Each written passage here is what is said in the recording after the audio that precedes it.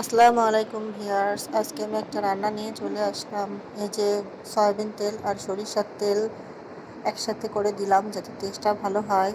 তারপর দিয়ে দিলাম পেঁয়াজ কুচিও দেব, পেঁয়াজ বাটাও দেব। এবার মশলা দিয়ে দেব আদা বাটা, রসুন বাটা, পেঁয়াজ বাটা, জিরা বাটা, সব কিছু দিয়ে দিলাম একসাথে।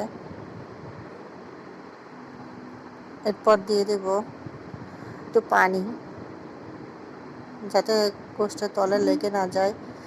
এবার শুকনো মরিচ দিয়ে দিয়েছি, যার একটু দেব শুকনো মরিচ, আমি একটু ঝাল বেশি খাই। শুকনো মরিচ দিয়ে দেওয়া হয়ে গেল।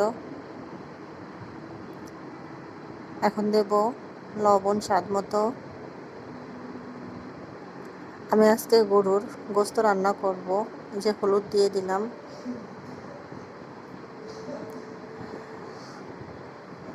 যে ধনিয়া গুঁড়ো দিয়ে দিলাম,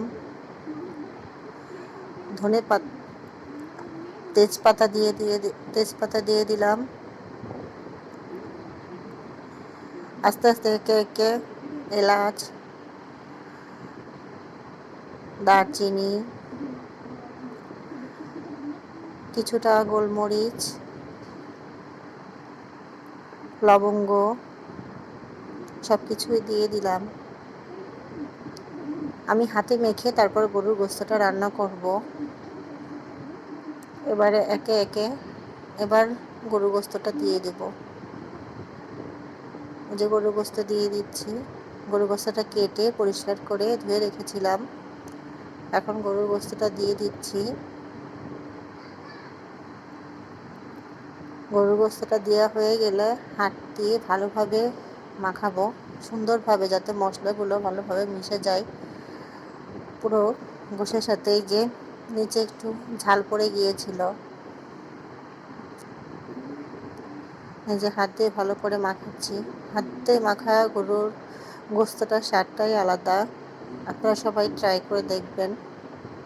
আর আমার রেসিপিটা কেমন লাগলো আমাকে অবশ্যই জানাবেন কমেন্টস করে। লাইক শেয়ার দিতে ভুলবেন না। এই যে আমি চুলায় বসিয়ে দিলাম। চুলায় বসিয়ে ঢাকনা দিয়ে ঢেকে দেব। সবাই ভালো থাকেন। আল্লাহ হাফেজ।